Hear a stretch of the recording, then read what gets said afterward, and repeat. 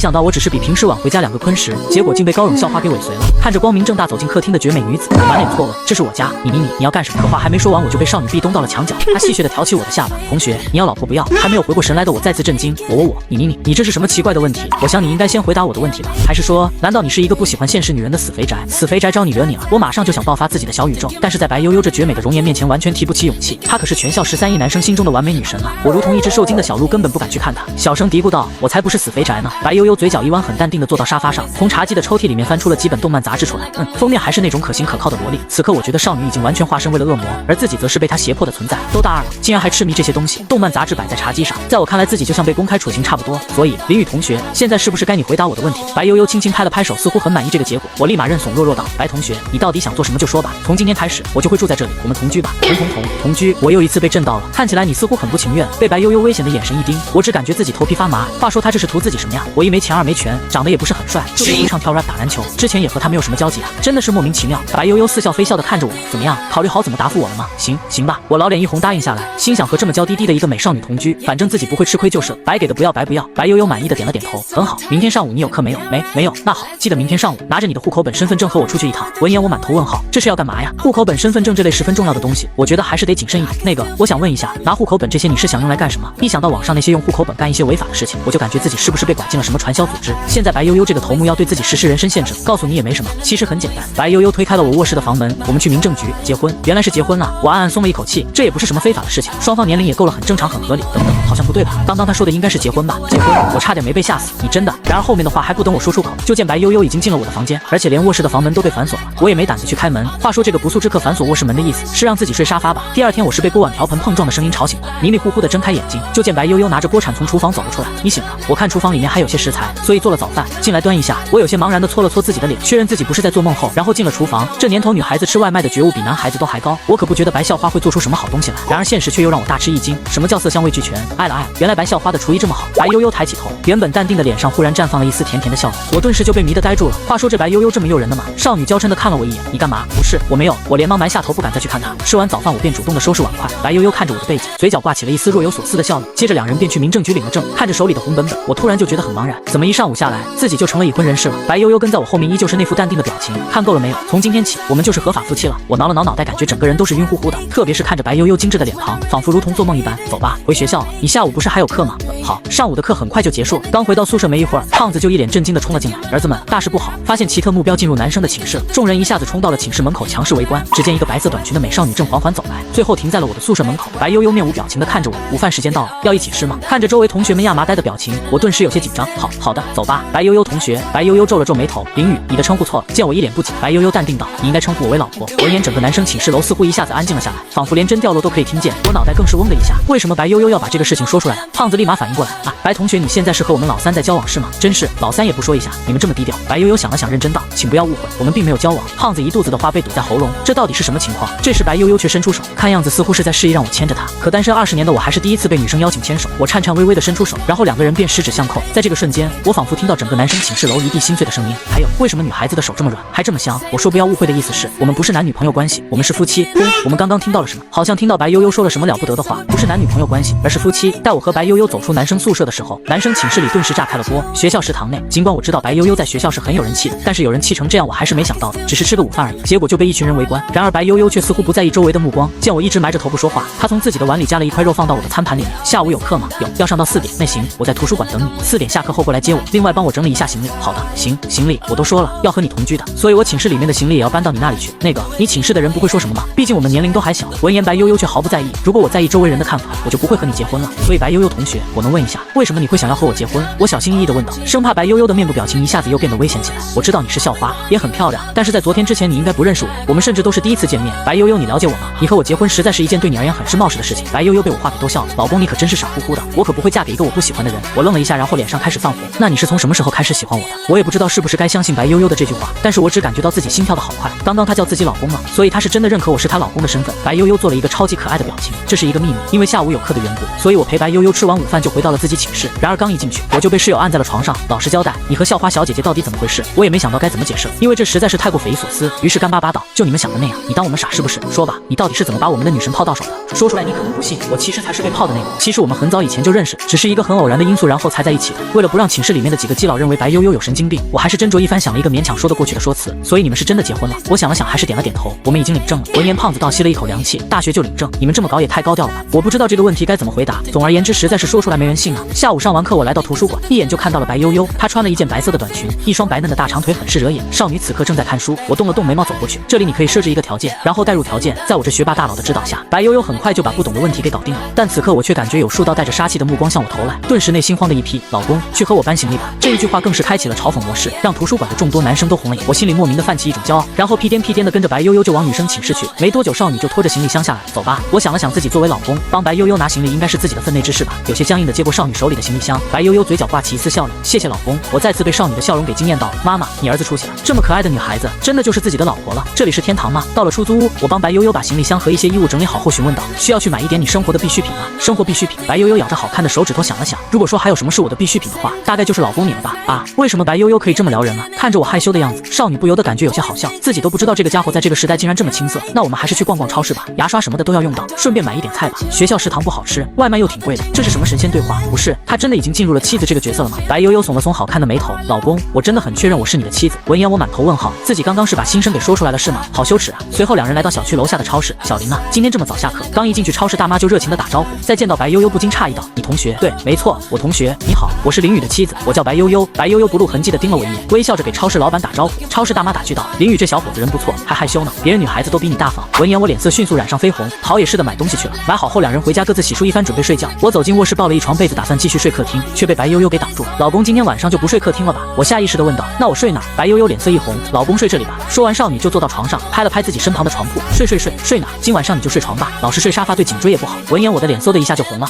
没关系，我就睡沙发就好了，传出去对你的名声不好。白悠悠捂嘴一笑，名声不好，老公我们已经结婚了哟，所以我真的可以躺上去，不会直接被他一脚踹下床吗？看着白悠悠可爱而妩媚的模样，最终还是勾动了我内心的小九九，不就是睡一觉吗？应该没什么吧？行了，快来睡觉吧。白悠悠躺在床上很快就进入了梦乡，可我却怎么也睡不着，毕竟长这么大还从来没有和女生躺在同一张床上过。听着白悠悠软萌的呼吸声，更是让我倍感精神，小心翼翼的转过头，结果就对上了少女那精致的脸庞。这姑娘睡得这么沉，是真的不怕自己做什么出格的事情吗？我感觉自己的呼吸都变得沉重起来。既然是老婆的话，那我亲一下应该没问题吧？我的思维一下子就开了小差。就在我准备实施这合理的要求时，一个重物却突然压在了我的大腿上。我身体一僵，趁着月色看到的是白悠悠如玉石一般的小腿。你这么压着我，让我怎么睡啊？强烈的羞耻和紧张感让我感觉自己的身体都快麻了，尝试着翻了翻身，然而就是这么一翻身，白悠悠原本搭在我腰上的大腿直接落在了某个奇怪的地方。我现在该怎么办？要推开她吗？会不会把她弄醒？还有这姑娘的睡相为什么可以这么糟糕？此刻被子已经被白悠悠给掀开了，从我的视角望过去，可以看见某种异常的弧度。这一晚上我都不知道自己到底是怎么睡过去的，而且还做了一些雪白的软萌的梦。等我醒来时，好像已经快迟到了。我迅速从床上爬起来，穿好衣服，白悠悠却从厨房里面走了出来。老公，你要去上课了吗？对，早课要迟到了，我先走了。那不行，老公你还没吃早饭呢。白悠悠拦在了门前，如果实在忙的话，可以带上你的早餐。说着，少女便从厨房里面拿了一小袋三明治出来，牛奶是冻过的，路上别太急。出现了，这该死的温柔人气气场，还是初哥的我哪里被这么温柔的对待过？脸色大红的拿过三明治，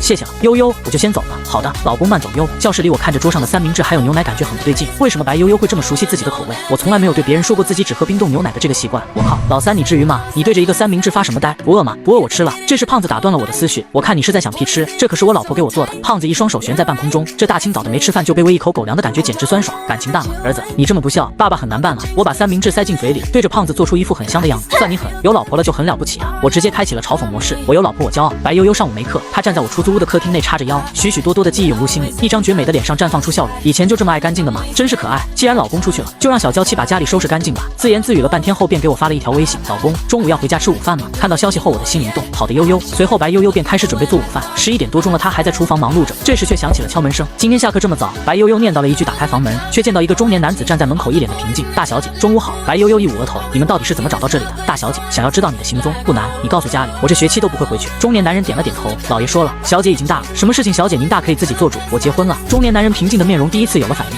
小姐已经结婚了，明叔可不可以拜托您帮我瞒着家里，尤其是结婚这个事情。中年男人露出一个无奈的笑容，大小姐您都这么说了，阿明自然会帮着您，不过我很好奇，您已经找到那个人了吗？白悠悠肯定的点了点头，是他不会错的，我白悠悠这一生也只肯嫁给他。明叔欣慰的点了点头，大小姐您从小就知道自己要什么，如今也找到了自己寄托的人，这是很好的事情。白悠悠听出了明叔话里的意思，开心的笑了笑，我很好奇姑爷是个什么样的人，看样子大小姐已经和他住在一起了，等过段时间我带他认识一下你，现在还不是时候。是大小姐，家里我会想办法的。白悠悠抿抿嘴，谢谢你，明叔。大小姐，您是我看着长大的，不用说谢。等我回到出租屋的时候，餐桌上已经摆好了2菜1汤。白悠悠穿着围裙，笑靥如花，回来了，快洗手吃饭吧。平时中午我是不回家吃饭的，而在这个时候，我才真正感受到了一种家的味道。因为有个人在等自己，心里微微一暖。我回来了。白悠悠歪着头温柔道：“老公，我们吃饭吧。”很神奇，两个人都是刚刚认识没多久，但我总感觉白悠悠实在是太了解自己了，有些东西甚至自己都从来没有对人说过，但是她却知道。她到底是从哪知道的这些信息？悠悠，我们以前是不是认识啊？白悠悠愣了一下，脸色微红，却故意岔开话题：“不要叫我悠悠了，你这样老是把我搞得好害羞。”看着少女这副娇羞的模样，让我心里狂跳，生怕自己唐突的做出什么奇怪的事情来，急忙在心里默念静心咒。见到我这副表情，白悠悠心里微甜，她果然还是这样的，总喜欢把人弄得很害羞。傻老公，看什么呢？反应过来的我连忙不好意思的说道：“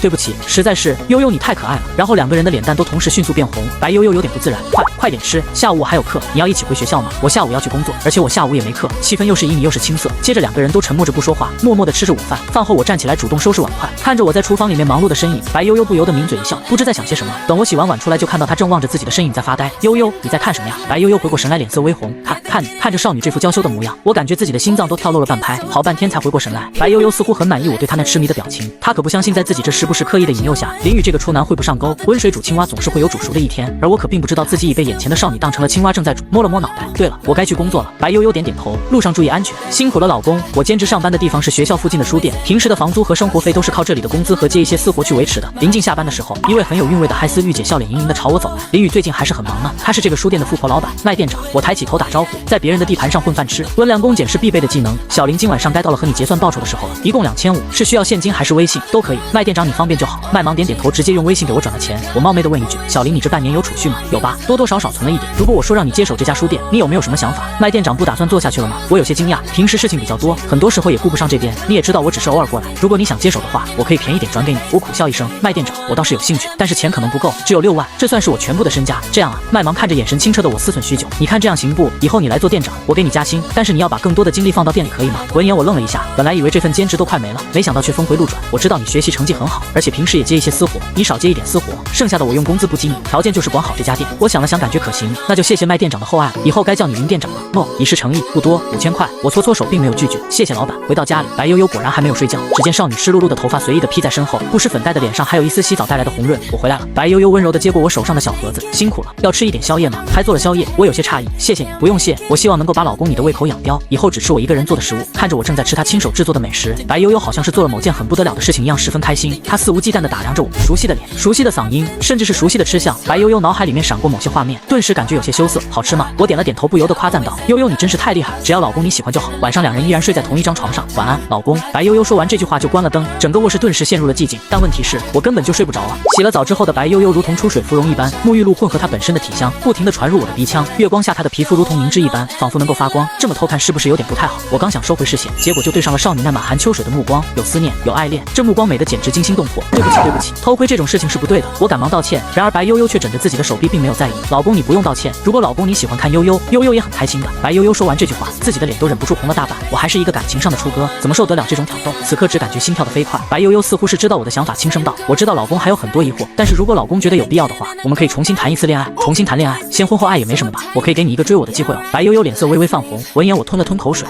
我真的可以追你？男女朋友是不是可以随便的牵白悠悠的手？到时候两个人可以随意的逛学校，甚至还可以做一些奇怪的事情。老公可以牵悠悠的手，也可以随意的逛学校，在老公你任何你想的时候。当然，如果是别的事情，悠悠也是愿意的。说着，少女就牵起了我的手，和我十指相扣。我只感觉脑袋晕乎乎的。还有她刚刚说的那个别的事情，是我理解的那个意思吗？那到时候应该用什么牌子的小孩隔离器比较好？等等，不对，我先确定我现在不是在做梦。下意识的我手中开始用力，毕竟书上说疼痛可以使人清醒，然而换来的却是白悠悠的娇嗔。老公，你轻点，弄疼悠悠了。我操，这是什么糟糕的台词？等等，还有我刚刚把想要和白悠悠牵手的心声又说出来了吗？顿时感觉整个人都不好了。然而白悠悠却再次和我十指相扣，她在心里告诫自己，温水煮青蛙要慢慢来。老公，明天还有课是吗？啊，是的，半天的专业课，下午是基础课。明天晚上你如果不去工作的话，可以去陪我逛逛商场吗？明天晚上我好像的确没有排班，但是还是要去店里。我应该算是升职了吧？我成店长了。白悠悠心里一动，软软糯糯的道：我的内衣，我想买一点新的。老公，你下班之后可以陪我去买吗？卧槽，这是什么无理的要求？放过我吧，白悠悠。第二天课堂上，白悠悠看着黑板，但思绪早已飘到了远方。悠悠，这2天你有没有逛学校论坛啊？说话的是白悠悠的闺蜜唐飞颖。没有，论坛上说了什么？他们都在传你被包养了。你这2天也不回寝室，所以有些人还真的就信了。包养？白悠悠嘴角挂起一丝笑意，我倒是真的想被那个家伙包养了。闻言唐飞影人傻了，这难道是真的？悠悠，你这么说也没错呀，我吃那个家伙的，用那个家伙的，住那个家伙的，说包养也没什么问题。见白悠悠嘴角噙着的笑意，唐飞影有些无奈了，原来是真的仙女下凡了，到底是哪个幸运的家伙呀？他一定很有钱吧？他呀，月薪5000算是有钱吗？白悠悠甜蜜的笑了笑，看了看手机，微信上是我的转款信息，一共是3000块，还有我发来的消息，你在家里会买菜什么的，这是家庭共同的开支，房租我已经付过了，如果不够，请告诉我。5000，悠悠，你确定够你护肤品的花销吗？钱多有钱多的花法，钱少有钱少的花法，嫁鸡随鸡，嫁狗随狗，他给我多少，我就按多少安排呀。那个家伙到底是何方神圣，竟然让我们的悠悠这么死心塌地？白悠悠捧着手机，一脸的甜蜜，我们呀，可不是在谈恋爱，不是谈恋爱，那你们还住在一起？我们已经结婚了，他不是我男朋友，而是我老公。完了，校花小姐姐已经中毒了，而且中毒不轻。我下课的时候已经11点40了，食堂里已经排满了学生，我一边玩手机一边站在窗口排队。这时忽然感觉肩膀被人拍了一下，抬起头就见白悠悠俏生生的站在自己的面前。别排队了，老公，我已经把午饭给你打好了。瞬间我就感觉食堂里面一阵杀人的眼神向自己射来，谢谢你，我有些慌，感觉此地不宜久留。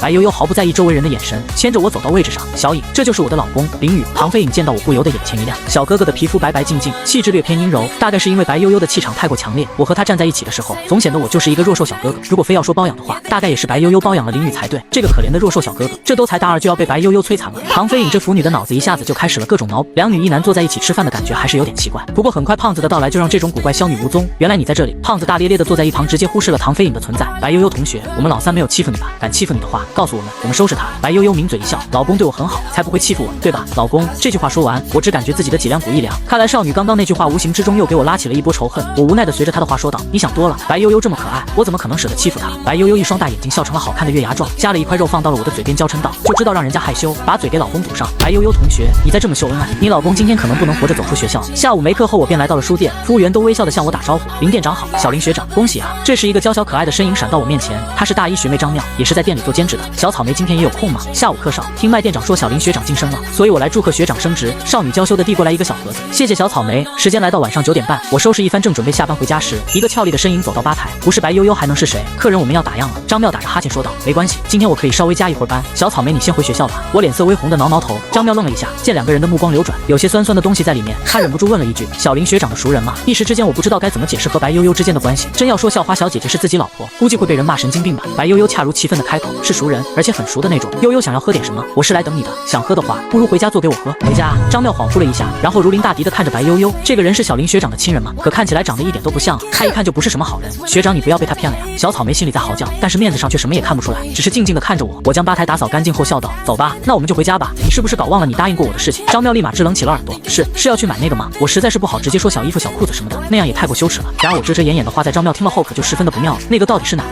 难道是自己想的那个？白悠悠笑着娇嗔一声：“呐，你答应陪我的。”闻言我脸色一红，自己真的要去陪白悠悠买贴身衣物。虽然两口子一起去也实属正常，但问题是自己可从来没进过那种店。见到我这副表情，张妙顿时不干了：“小林学长，最好还是回学校住吧，这段时间外面也不怎么太平。”完了，小林学长快要变成别人家的，这个女孩子到底是谁啊？我们只是去买个衣服而已，应该没什么关系吧？我弱弱道。听到我这么说，张妙才发觉自己想歪了，脸色一红，尴尬无比。那什么，时间有点晚了，小林学长，我就先回学校了，再见。为什么买个衣服你说的就像是买那个什么用品一样啊？张妙头也不敢回的快速溜走，我一脸莫名其妙。走吧，老公，陪我去买小衣服。当两人走到内衣店门口时，我就觉得无数视线飘到了自己的身上，不会被当成变态了吧？我瞬间就想找个地缝钻进去，白悠悠却突然挽住了我的手，成功的缓解了众人对我的视线审判。愿意陪女朋友逛内衣店的可都是好男人。我一头冷汗，总觉得白悠悠是故意的，不然为什么不一开始就挽着自己走？少女娇哼了一声，拉着我走进内衣店，而我进店后眼睛都不知道往哪看的好，眼花缭乱的布料早就把我深深的吸引了。那颜色、那款式、那图案、那装饰，不错，非常不错。我情不自禁的把视线往白悠悠短裙的方向看去。女孩子对于视线这一类的东西是很敏感的。白悠悠身体一抖，连忙转头看向我，但是我只是撇过头看着货架，样子好像很是好奇。这个应该没什么吧？见我并没有看她，白悠悠又转过头继续挑选内衣。然而那种被人凝视的感觉又出现了。少女再次转过头，但我的视线依旧没有放在她身上。难道是自己的错觉？但问题是这个店里唯一的男人就只有林宇啊。白悠悠瞥了我还算正常的脸庞，转过头继续挑选。然而这一次她刚刚低下头，马上就抬起来，结果正好和我心虚的眼光对上，果然是这个坏蛋。白悠悠眼神变得非常危险。好看吗，老公？我心思一动，连忙干咳了2声。我是觉得悠悠你不管穿什么都好看。白悠悠娇哼一声，算你过关。你看这件怎么样？妻子选的并不出格，白色蕾丝边的小衣服，看起来也算中规中矩。我当然只能点头说是，反正自己又看不到，每天晚上睡觉都会换睡衣的。白悠悠挑选了几件可爱风的内衣和小裤子，并没有我想象中很少布料的那种。不过一想到白悠悠那身材，就算是可爱风也还是很犯规。付账的时候我自然而然的给了钱。白悠悠满意的拉过我的手，发现这家伙手心里都是汗，这下几乎把我刚刚偷窥他的罪名给坐实了。白悠悠感觉有些好笑，两人走出内衣店，我跟在少女身后，发现白大校花的耳垂都红了。原来他也没有想象中的那么大胆嘛。我忽然老脸一红，大胆的小声道：“那个悠悠，如果我想看的话，你会不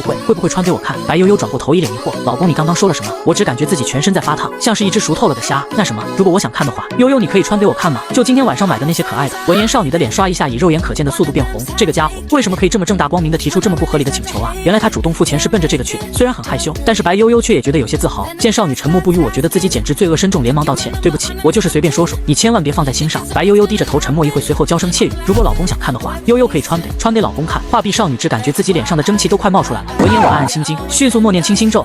他真就这么听话的吗？为了缓解这羞涩的气氛，白悠悠连忙岔开话题，老公，我们去买一杯奶茶吧，我好像很久都没有喝奶茶了。接着两个人买了一杯柠檬红茶，依旧是白悠悠选的，但问题是柠檬红茶是我最喜欢喝的口味。她到底是从哪儿得知我这么多生活习惯的？感觉好像白悠悠认识自己很久了一样。怀着一些不为人知的复杂疑惑，我拿过柠檬红茶喝了一口，却莫名觉得今天的比往日更好喝。疑惑的低下头看了看手中的杯子，怎么了？感觉好像比往些天更好喝了。我随口说道。然而白悠悠脸又红了，目光里面的羞涩和情谊都快要倾泻出来。哎，等等，这杯好像是白悠悠喝过的，这不就是那什么间接接吻的戏码吗？我咂了咂嘴巴，在听到我咂嘴的声音后，少女的脸色更红，有些不自然的看了我一眼。完了，好像被校花小姐姐当成变态。那什么，就是感觉比以前喝的更甜了。我鬼使神差的又来了一句，顿时就想扇自己2耳光，这话实在是太流氓了。然而白悠悠却凑到我耳边小声道，老公认为悠悠的口水是甜的吗？卧槽，恐怕只有变态才会觉得口水是甜的。我是一点都不想承认，尴尬的打了一个哈哈，不再谈论这个话题。白悠悠嘟了嘟嘴巴，显得异常可爱，却没有计较我的逃避。温水煮青蛙嘛，虽然太快的增温也可以，但是没必要。就这样，两人牵着手回了出租屋。白悠悠依旧是洗漱后才上了床。我本来以为已经和白悠悠睡习惯了，但事实证明我还是想多了。而今晚的白悠悠也没有睡着，红着一张小脸，目光炯炯有神的看着我。老公，悠悠睡不着，被少女这么盯着我，整个人都不好了。主动找了一个话题，悠悠，你和我结婚，家里人知道吗？白悠悠沉默了许久，忽然道，悠悠没有家人了，悠悠就只有老公一个。你这话说的我差点就信了。学校论坛很早就说过你家庭条件应该不差的吧？我总感觉少女有什么事情瞒着自己。白悠悠轻轻将小手放在我的身上，你好暖和，老公。这下我懂了，大概是白悠悠不想谈论这个话题，虽然依旧不知道她到底是图自己什么，但是我能够感觉到她对自己是真心的。我轻轻拉着她的手也侧过身，两个人四目相对，看着少女一双灵动的美眸，我呼吸一滞，脑海里面忽然浮现出很多和白悠悠在一起的画面。少女甜美的声音响起，老公，你在想什么？我沉默了许久才轻声道，我在幻想未来。白悠悠牵住我的手放到了她的脸颊上，不用幻想，悠悠就在你的身边，不管发生什么事情，我都想和你走到最后，此乃告白。而且白悠悠说出来完全没有一丝阻碍，我只感觉自己的心脏跳得好快。老公，你可以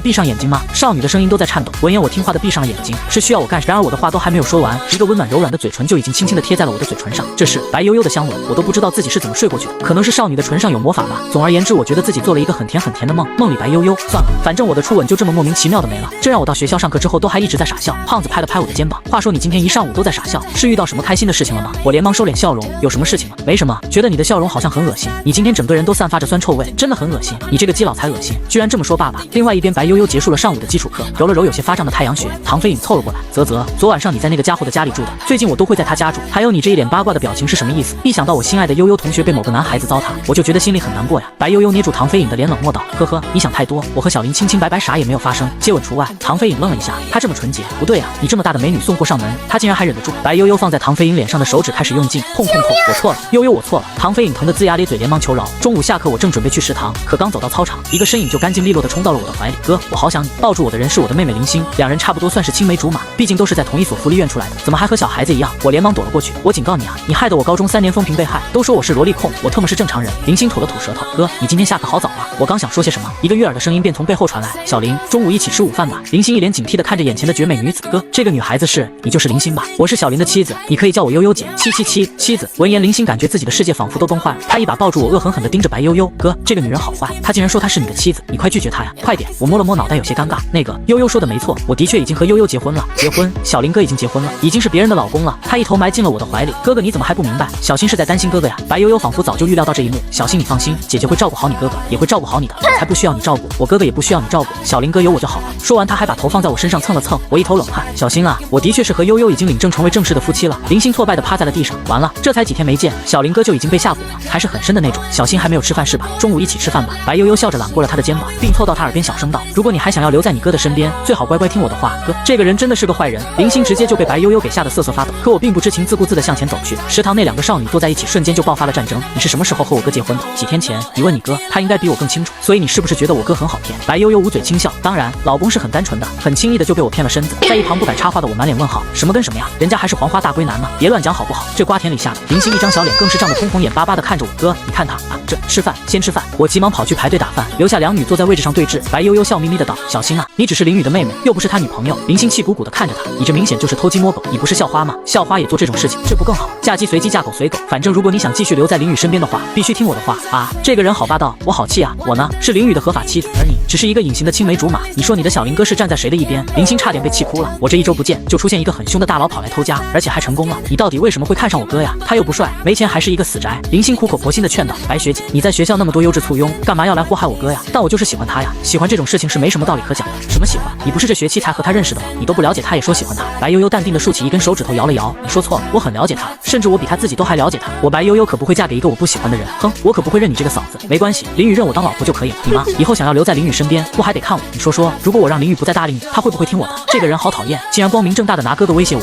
我哥才不会被你随意的摆布。”林星嘴硬道，但实际上他心里也没底，难道真的要听这个女人摆布吗？可恶！就在林星心里叫苦的时候，我端着3份饭走了过来。来来来，先吃饭。白悠悠瞥见了林星的脸色，笑眯眯的看着我，老公想喝汤吗？我去给你打。我没明白其中的玄机，笑道：“谢谢悠悠。”待白悠悠离开之后，林星苦闷道：“哥，你们到底什么时候结婚的呀？1、2周吧。哼，我是不会认可她当我的嫂子的。悠悠人挺好的，为什么你不认可呢？小林哥想要当你的妻子，总得会照顾你吧，做饭、洗衣、家务什么的。你工作那么忙，白悠悠能够分担你的压力吗？悠悠的厨艺其实很不错，家里也收拾得挺好。这女人到底是给自己的小林哥灌了什么迷魂汤？竟然这么快就帮着他说话，还不等林星多问几句，白悠悠就已经打好汤走了过来，笑眯眯的端到我面前。老公喝汤。我有些诧异的看了看她，这姑娘今天是不是太甜了一点？难道是昨晚上那个香吻？这两个人实在是太过分了，竟然当着自己的面一点都不收敛。我有些受宠若惊的接过汤碗，而且白悠悠还很细致的给林星也打了一碗，这正宫的气质也是满满的。这女人是在示威。林星很明显的从白悠悠的眼眸里面看出了某些端倪，想了想便闷闷的低头吃饭不再说话。现在最好的办法还是暂时鸣金收兵，以后总会有机会的。白悠悠也收敛了所谓正宫的做派，笑眯眯的陪在我身边吃饭，时不时给我加一块肉什么的，亲密无间的样子让一旁的林星感觉时间过得简直太漫长了。大一的课程比大二要忙很多，吃完饭后我便消失了。本来想向白悠悠解释一下的，但想想还是觉得没必要，毕竟我和林星的关系只是青梅竹马。而此刻白悠悠看着林星离开的方向若有所思，看来有些事情已经开始像是蝴蝶的翅膀一样，并没有继续按照自己想象的来。那个时候应该快来了。下午上完课后，我继续去图书馆上班。今天的小草莓戴了一副眼镜，加上特制版的女仆样式的服务员装扮很是惹眼，吸引了不少死宅都装模作样前来买书。我在吧台后面盘点着今天的销量，竟足足比平日里多了4倍。傻傻的小草莓可完全没有料到他给书店带来的这些盈利，端茶送水整理书架，做的有模有样。天然呆有天然呆的好处，被人说东张妙达西，总是搞得人一头雾水，却反而戳中了很多人的萌点。然后我便趁机推出了好几份会员卡年费套餐，不知不觉中我已成为黑心资本家。在盘点完原材料和书库，已经快10点了。张妙也收拾完最后一张桌子，我笑眯眯的走了过去。草莓啊，今天辛苦你了，这是给你的奖励。小草莓一脸疑惑的望着我，不知道我说的辛苦是什么意思。他果然没意识到今天晚上的销量大涨是因为他的存在，于是我毫不客气的露出一脸奸商的表情。草莓啊，你觉得我对你怎么样？张妙脸一红，似乎意识到了什么，怯生生的看着我。果然自己今天精心打扮没有问题，小林学长总算 get 到自己的好看了。我给你增加1点排班怎么样？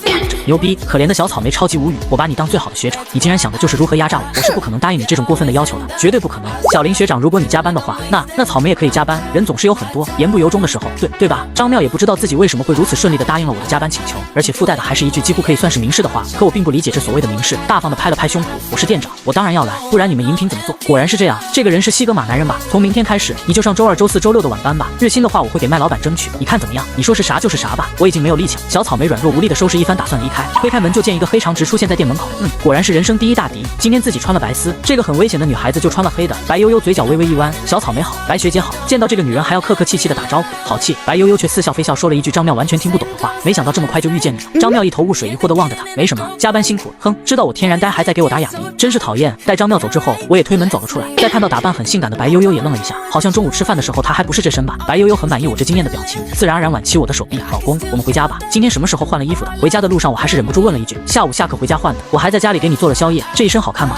好看。我是想说，怎么会忽然想起换衣服？上午你也挺好看的。白悠悠对着我可爱一笑，我想老公的朋友看到我的时候都会认可我是老公的妻子，如果打扮的不好看的话，会被觉得配不上你。这个人是撩人的职业选手吗？这话我怎么顶得住？心脏狂跳，有些受不了了。白悠悠此刻是说不出的惬意，以前的时候就你知道让人家害羞，现在你可知道害羞是什么感觉了？别人只会觉得我配不上你。我苦笑一下，白悠悠扳着手指头，林星、张妙他们可都觉得我配不上你了。家伙，原来在这儿等着自己，我头皮一麻，不知道作何解释。然而白悠悠忽然指向一旁，你看那是什么？我转过头却只感觉自己的脸颊被白悠悠吸了一下，这软糯的触感让我浑身都颤抖了一下。如果是嘴对嘴的话，可能会更好。我鬼使神差的来了一句。闻言白悠悠一脸懵逼，这么快你就开始了？就你特么会撩人，我看也看会了。本来以为白悠悠会很害羞，然而令我没有想到的是，白悠悠反而用一种特别危险的目光看着我。果然出现了，这恐怖的正宫气势，我瞬间秒锁。果然白校花才是大佬。少女冷哼了一声，你呀就知道花言巧语，喜欢占我的便宜。对不起，我怂成一团王八羔子。白校花清淡的姿态气场实在是太过强大，见我这副模样，白悠悠捂嘴一笑，这个家伙果然还是这样，认错比谁都快。但就是不敢。他继续挽起我的手臂，以后不准对别的女孩子满口花花，只允许你对我这样。我果断的点了点头，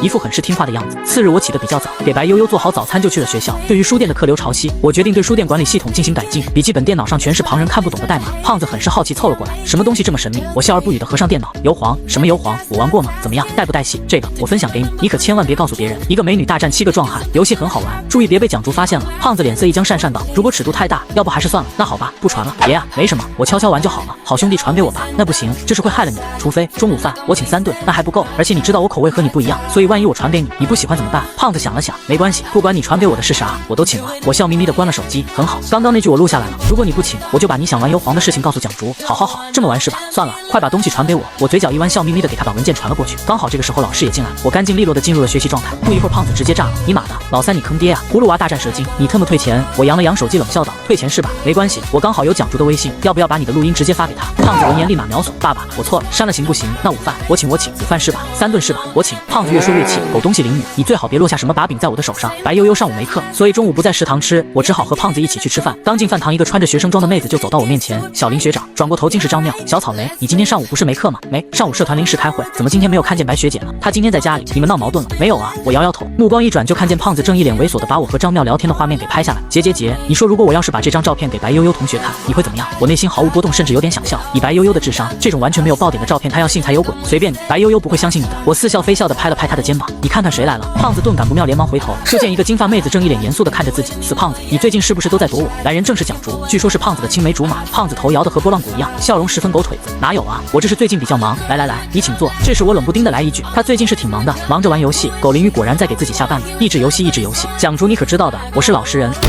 哼，蒋竹冷哼了一声，最近都在干什么？没什么，就是学习、复习，还有就是研究一些东西。研究的什么？我继续插嘴，7个男子和一个美女公主的事情。尼玛的，林鱼给我等着。蒋竹和善的看了胖子一眼，这又是什么？7个小矮人和白雪公主的故事。胖子说他想改编童话故事的舞台剧，我去给你们打饭。闻言，胖子差点一口气没喘上来，立马岔开话题溜走了。再待下去绝对会露馅的。蒋竹不疑有他点了点头，而一旁的张妙却眼神闪过一丝羡慕。这位蒋竹学姐有点厉害的呀，竟然可以把小胖学长训练得这么听话。吃过午饭后，我本来是打算去书店的，却突然觉得自己的脑袋有些不舒服，于是和张妙说了一声就回到了寝室，爬上床没一会就睡了过去。还是白悠悠的电话把我吵醒了。醒来之后的我只感觉头疼欲裂，脑海里面突然多了很多东西。一看时间已经晚上8点了，自己竟然睡了6个小时，同时还做了一个很长的梦，甚至梦见了一颗蓝色的星球。总而言之，这是一个非常复杂的梦，复杂到我醒来的时候都还有些头痛。你怎么了，老公？白悠悠担心的声音从电话里面传来。没什么，我可能有些中暑，没什么事，睡了一觉感觉好多了。带我回到出租屋。白悠悠立马担忧的围了上来。老公，你还好吧？估计是这2天太热，我有点中暑了。白悠悠狐疑的看了我一眼，直觉告诉他我没有说真话，但他也并没有多问，只是端上饭菜准备吃晚饭。看着餐桌上的色香味俱全，我总觉得这一切是不是经历过？白悠悠好像已经成为自己老婆很久了，这种似曾相识的感觉让我感到不适应。一直到睡觉时，脑海里那个蓝色星球的故事还在流转，那些悦耳的歌曲，还有小说故事，甚至一些神秘的代码。直觉告诉我，这些东西是一笔庞大的财富。几个小时的沉思下来，我长长的舒了一口气。这个事情不能让任何人知道，对自己和对别人都是一种威胁。见我恢复一些精神气，白悠悠端了一杯水进来。老公好些了吗？对不起，让悠悠你担心了。老公上课工作都很辛苦，悠悠没能帮到忙，该道歉的是悠悠才对。我一耸眉头，哟，说话这么好听，来吃个嘴子。白悠悠一脸懵逼，于是我也愣了一下。刚刚那句话是下午那个梦境里面的话，却没想到自己竟然说出来。那什么？我刚想狡辩，就发现白悠悠的脸蛋以肉眼可见的速度变红。她羞答答的小声道：“如果悠悠给老公亲亲的话，老公是不是就会好些？”我真不是这个意思了。然而少女羞涩可爱的样子让我忍不住食指大动，仗着自己脑海里面的财富，我认为自己应该可以做一些过分的事情。于是，一直比较含蓄的我终于主动了一次，一把抱住了白悠悠，让她坐到了自己的身上。此刻的白悠悠惊呆了，老公怎么突然这么勇了？难道以前她都是装的不成？她软弱无力的抱着我的肩膀，两个人四目相对，而我的眼神已不再有过去的那种畏惧，反而带着一种一往无前的自信。少女弱弱的把头埋在我怀里，羞涩道：“不可以欺负悠悠悠。”老公，这话可把我给听爽了。想着之前白悠悠经常让自己脸红心跳，对线总是被单杀，但是现在，嘿嘿，这样算不算欺负？我轻轻吻了白悠悠的额头一下，白悠悠身子一抖，然后我就把她放开了。就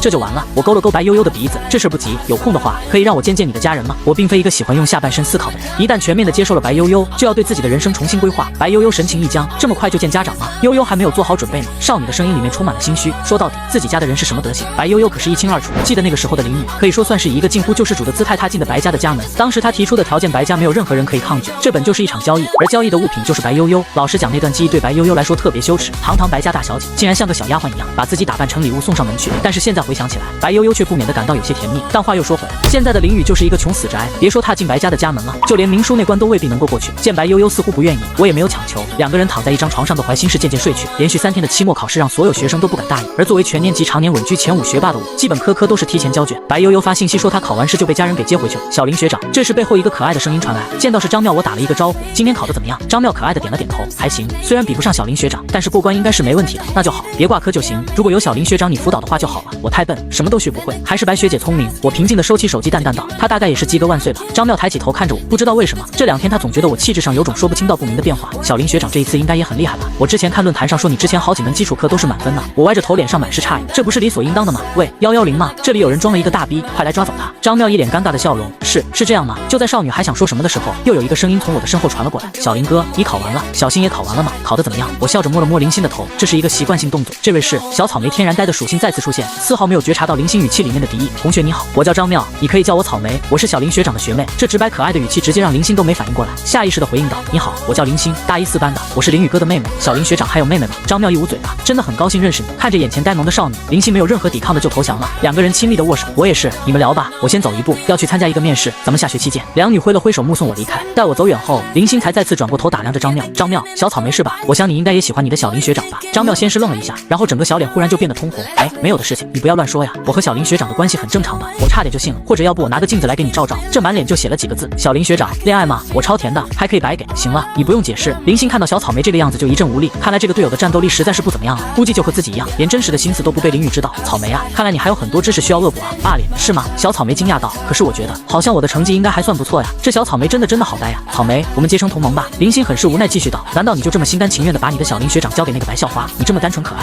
你想想，如果白悠悠那个校花真的完全掌控了小林学长，你可就一点机会都没有了。我不一样，我是林宇的妹妹，不管怎么说他都是我哥。而你猜猜，白悠悠会不会直接赶跑所有想要留在林宇身边的女孩子呢？别说林欣这半虎半下的叙述，倒是真的把小草莓给吓到了。她小小的脑袋里面浮现出了一个让人伤感的画面。草莓啊，以后你就别来上班了，书店已经不需要你了。不行，绝对不能那样。张妙疯狂的摇了摇头，这种事情绝对不能发生。同盟，我该怎么做？其实我也没想好，不过暑假应该是机会。白悠悠暑假基本上不可能和林宇见面，如果这段时间你都不能拉近距离的话，一旦等开学，估计你就更没机会了。张妙点了点头，所以暑假我就要一直跟着小林学长是吗？这个不急，你听我指挥。林宇应该要去做暑假工，我们先打听到他做暑假工的地方，然后如此，这般。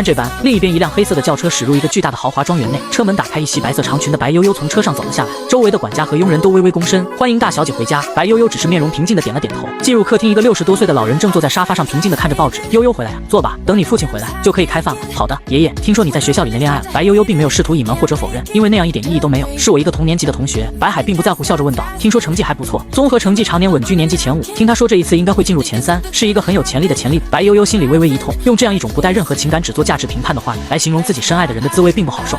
这些事情你看着打理，你是理性的人，不需要我们这些老家伙来关心这种事情。我的要求就只有一个，你自己要想好。走吧，你父亲也应该到了，奶奶在楼上，你去叫一下他。自始至终，白海连林宇的名字都没问，对于他来说那个男孩子是谁并不重要，反正白海不会允许不是同一个圈子的人和白悠悠走到最后的。白悠悠的使命是掌握白家并且发扬光大，在这个过程之中，任何会成为白悠悠障碍的人或事物都必须坚决铲除，一个将死之人而已，没必要关心姓甚名谁。白家的晚饭永远都是相敬如宾的，吃饭就是吃饭，也不谈论任何事情，沉默的吃饭就足够。白悠悠从小就生活在这样冰冷的家庭环境里面，喝下了不温不火的汤汁，他的眼眸里面的厌恶一闪而过，并没有被餐桌上的家人觉察到。而放假后，我并没有去打暑假工，从一开始就待在出租屋里面，每天将近17个小时的高强度工作，将脑海里那串神秘代码重演到了自己新组建的算力矩阵上，然后深呼吸了一口气，按下了回车键，看着电脑上面演示的数字和各种图形，我感觉自己完全打开了一个新世界的大门，大脑仿佛像是一个电脑系统一样，已经完成了一次进化。那些梦境里面的记忆，各种内容已经被我彻底消化，将之前接的一个私活上传到客户的服务器上。我打了一个电话过去，喂，您好，这是之前给您做的管理系统。对，尾款您那边验收通过之后就麻烦打过来吧。3天以后，我站在写字楼下接听电话，小林哥，你终于不玩失踪了，面试过了吗？当然过了，暑假工这种兼职本身就不是什么特别难面试的吧？哥，下周1就到了你的生日了，我想和你一起过。我心底一暖，柔声道，无父无母之人过什么生日啊？你玩你的吧，开心就好。如果实在过意不去，你给我带个礼物回来就好。林欣打了一个响指，放心，一定给你一个好的生日礼物。时间一晃来到周1，同时也是我的生日，从超市随便买了一些蔬菜、肉食还有水果，做了一顿看起来还算丰盛的晚餐，也就当过生日了。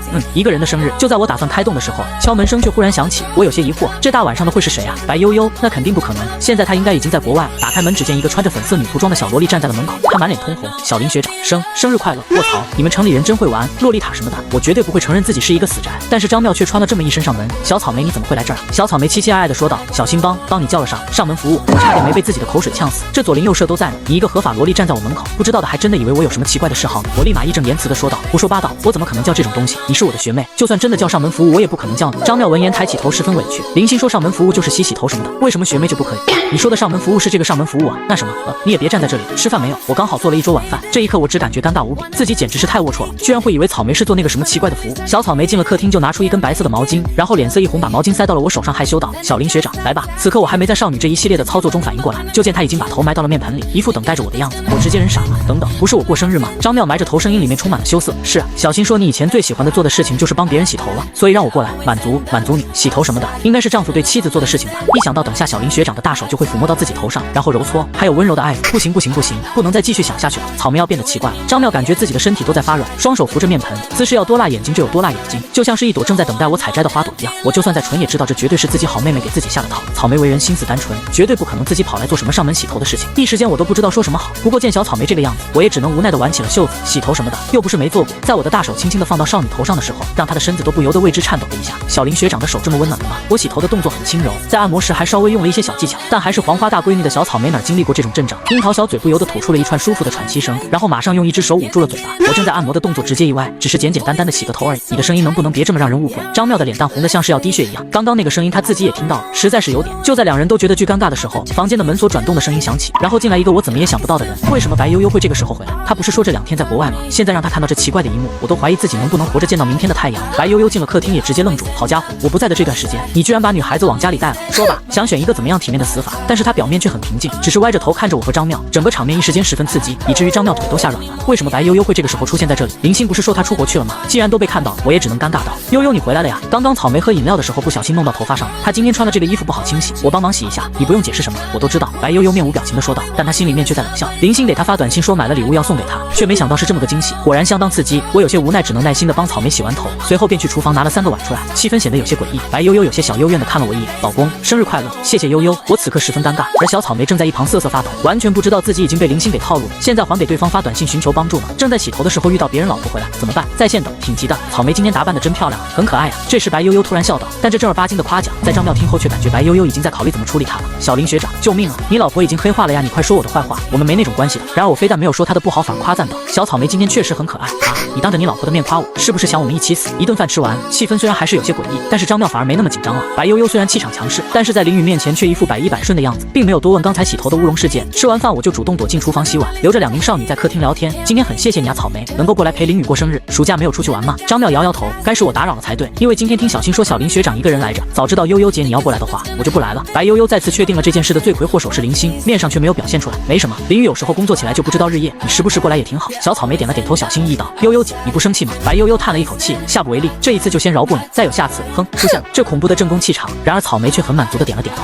得到谅解后就再也不紧张了。等我洗完碗出来，客厅里面就只剩下白悠悠一个人了。草莓走了，怎么你还指望她留下来？要不我走，或者我去帮你叫她回来。我被吓得头皮发麻，赶紧屁颠屁颠的跑过去讪笑道，不用了，你留下来陪我就好了。白悠悠却有些落寞，老公啊，今天我没办法留在家里过夜，一会儿我就要走了，我都还是求着明叔帮我打的掩护。话并没有说开，但我一下子听懂了少女的潜台词，连出来见一面都需要别人打掩护，可想而知白悠悠家里对我的态度。那你一会儿还是早点回去，免得家里人担心。白悠悠欲言又止，看着我成熟稳重的样子，心里微动，闭上眼睛。我听话的闭上了眼睛，下一秒就感觉自己的脸庞被白悠悠吸了一下，不许瞎想，这是给你的奖励，我先走了。等我睁开眼，少女的身影已经消失了。我摸了摸刚刚被亲过的地方，还留有些许温热呢。你说你去上门服务，然后居然是林雨帮你洗的头。草莓的好闺蜜李斯都快笑疯了。够了，你别说了，她好心好意的想要寻求一丝闺蜜的心理安慰，没想到却是好闺蜜的公开处刑，哈哈哈哈！可以的，小草莓，你很勇啊！我告诉你啊，这个上门服务啊，你最好先在网上查一查什么意思，相信我，你会再来找我的。李斯强行憋住笑意，出了一个馊主意。闻言，小草莓立马打开网页，输入自己想找的东西，然后她就感觉自己打开了一扇新世界的大门。